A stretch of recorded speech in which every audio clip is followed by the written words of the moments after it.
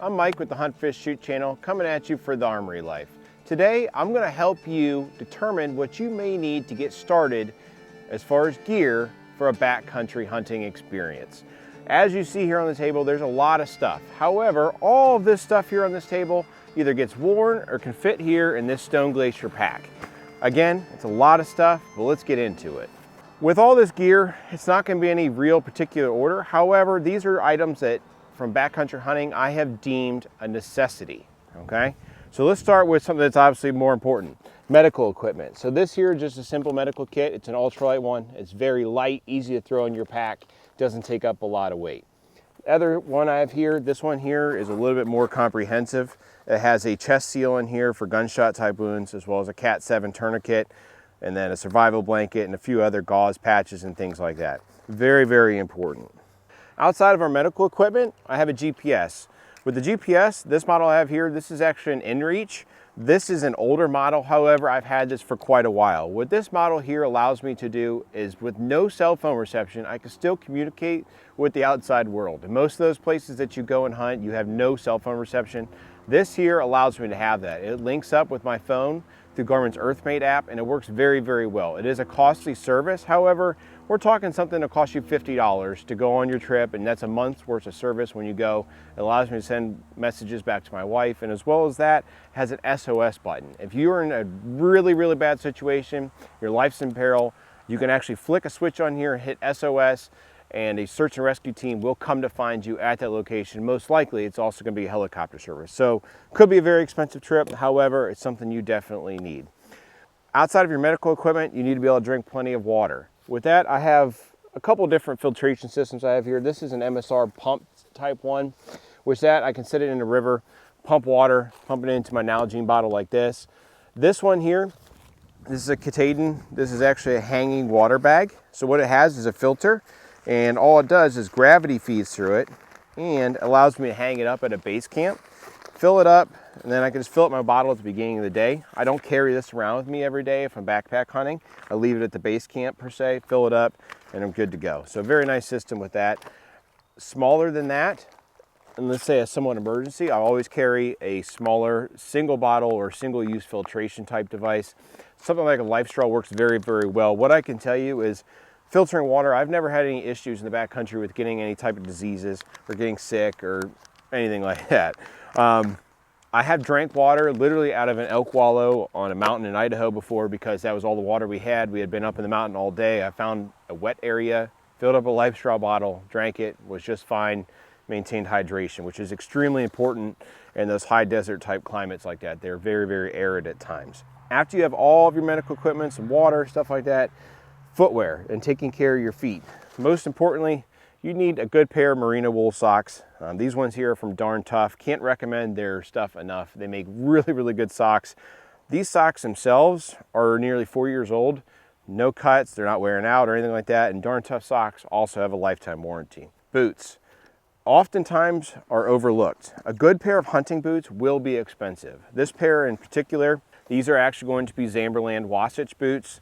They're Gore-Tex, they're uninsulated, which I prefer for a backcountry type hunt because you're gonna walk a lot and your feet are gonna get hot if you have insulation. And ultimately they're gonna keep warm enough, and if you start to get cold, just start walking. They offer a lot of ankle support. I've worn a lot of different boots out west.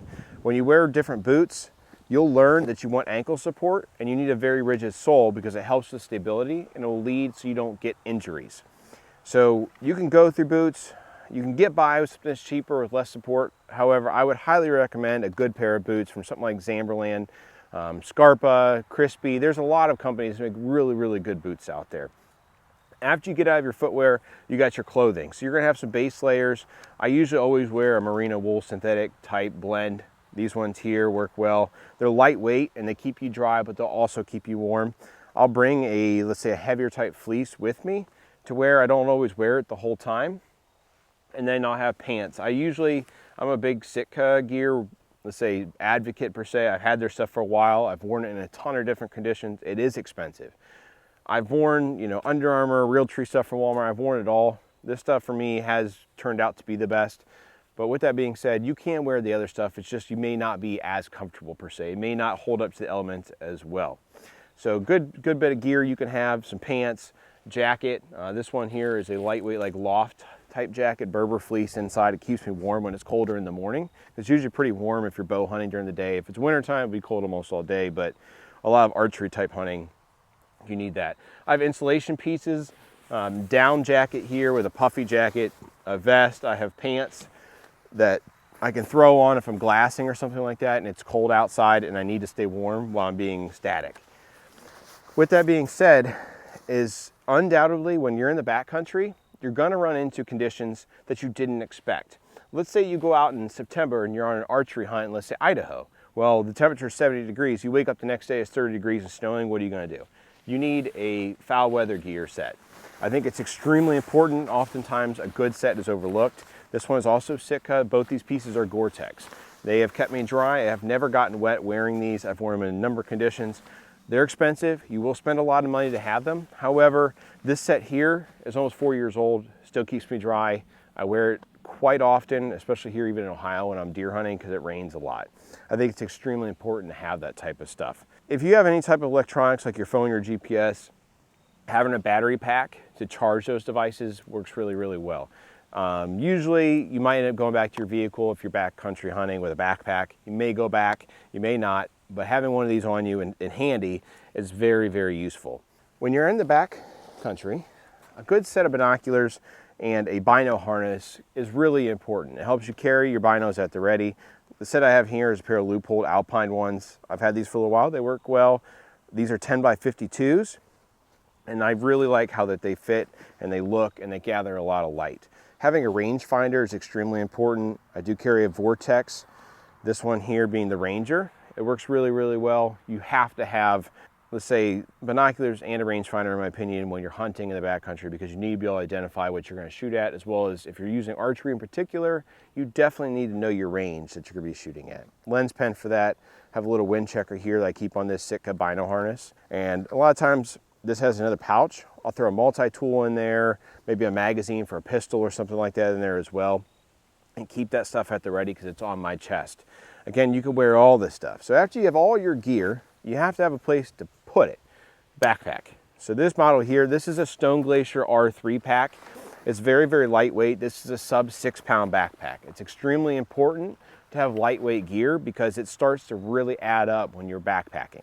So this pack is extremely light. I'm able to put everything you see on this table and more, including food and other items, inside this pack with no issues. It's comfortable. Granted, backpacks, a good one is generally pretty expensive. Pnuma makes a great one. Stone Glacier obviously here makes a good one. Exo Mountain Gear, Mystery Ranch, Kafaru, there's a ton of great packs out there. I just recommend doing a little research and picking what you might want. This model is 3,300 cubic inches. And it allows me to put a ton of stuff in here. It stretches a little bit, and on top of that, breaks away when you have to go to pack, let's say, meat. Food-wise, I do have some Mountain House meals and things like that that I'll carry. Mountain House, Alpine Air, it's another one that you can buy. None of them taste really good, in my opinion. They're good enough for what you're doing when you're out there. They fulfill you. They usually have a lot of calories in them, and they keep you from basically being hungry. I will recommend making yourself little like gift bags up per se that have, you know, snack bars in them, candy bars, sugar, sweets like that, because it just makes your experience more enjoyable when you don't get to sit down and have a good steak dinner. All that gear I have here, a couple little survival type things. I do always carry a survival blanket with me. I have actually used this because those weather conditions, they change, and when that happens, you have to be able to adapt to it and stay warm. And that can really help a lot. A good sleeping bag is important. I use a big Agnes bag myself. It's a 0-degree bag. I'm a little bit of a freeze baby, quote unquote. So I get cold at night. I like to be warm. And then I have a good pad to go with that. And it's a Thermarest pad that actually goes into the bottom of the sleeping bag. And it helps me lay and actually be comfortable. And I can truly get a very, very good night's rest with that.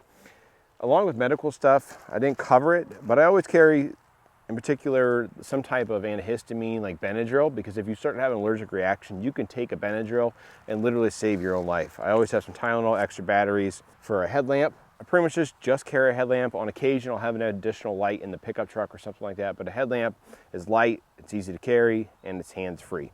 Knives. Extremely important. You cannot go into the backcountry without a good set of knives. So Havalon makes a very nice folding knife that has interchangeable blades. What I will say is that these blades are very, very sharp. They're like razor blades. They're really nice when you have to skin out an animal and quarter up elk, mule deer, ram, whatever it might be in the backcountry. You do have to change the blades. They're a little bit of a pain in the butt and you have to be careful. However, it helps you keep a very sharp blade. I do keep a more, let's say, utilitarian type knife. A little bit for me is this Knives of Alaska. This is a bush camp knife. It's a very large knife. It's a little bit heavier. However, this knife is heavy enough and has a good enough steel on it that you can literally nearly use it as a hatchet. You chop through bone, trees, and truly survive with a knife like this, and it's well made. It's something that I've carried on nearly every single hunt since I got the knife itself when I was 16 years old. So it's a very, very good knife. I love it. I do have a nice set of skinning knives also from Knives of Alaska. Something I usually keep in the truck if I need it. I don't carry this generally in my pack because it's a little bit on the heavy side and I'm trying to save weight. In regards to cooking food, I have a very, very small stove. It's a Minimus or Primus one. It's tiny. It just connects onto the top of your little fuel canisters. You light it with a lighter. It cooks. It works very well. It's lightweight. It's tiny. Jetboil is another awesome option that you can use, but for me, I've used that and it's worked just fine. I always carry this little small coffee cup. Love coffee in the backcountry. Fire starters. Okay, there's a lot of high quality, high-end fire starting equipment that you can use, but you know what's the best? A plain old Bic lighter. These work in nearly every single condition I've ever used, and let alone they are world-renowned and proven for everybody who loves cigarettes. So they work really, really well. I also carry a little bit of fire starting pack here. These items here always go with me, some matches and things like that, alternative methods to light a fire, because you're gonna definitely need one in the backcountry and you don't know what you might need it for. Outside of all your equipment, basically to take care of yourself, you know, actually skinning your game, keeping warm and everything like that, to defend yourself. I have bear spray here, and then we also have two 10mm pistols, one being the Springfield Armory Ronin in 10mm, an XDM Elite chamber in 10mm. Those options right there are for protecting myself from deadly predators. You're going to be hunting in areas likelihood that has bear, wolves, mountain lions, and of course possibly grizzly bears if you're hunting in some place like Wyoming, Montana, or Alaska, or even Idaho. So you're going to need something to defend yourself with a sidearm and bear spray used in conjunction. I think it's extremely important. Again, all of this gear here is something to kind of get you started in some things that you're going to need. There's a lot of stuff that goes into a hunt and a lot of things that you're going to need. There's undoubtedly some things that I don't have here that I'm going to take with me, such as shelter, additional food, maybe some more supplies inside the truck, whatever it might be. Remember, you can always take things in your truck, go back to it if you're hiking or backpacking and you're camping out. You can go back to your truck if you need to. If you're right at your truck, a lot of this stuff you're not going to have to carry in your backpack. If you have to carry all this stuff in your backpack, a good pack is important. Being prepared, taking the time to set up all your gear, know what it's like, know how your system works, a layering system for clothes, medical equipment, something to feed yourself, something to skin your game when you kill it. It's all extremely important. And I can't stress it enough to be prepared when you go into the backcountry, and you'll have a far more enjoyable time than someone who's not.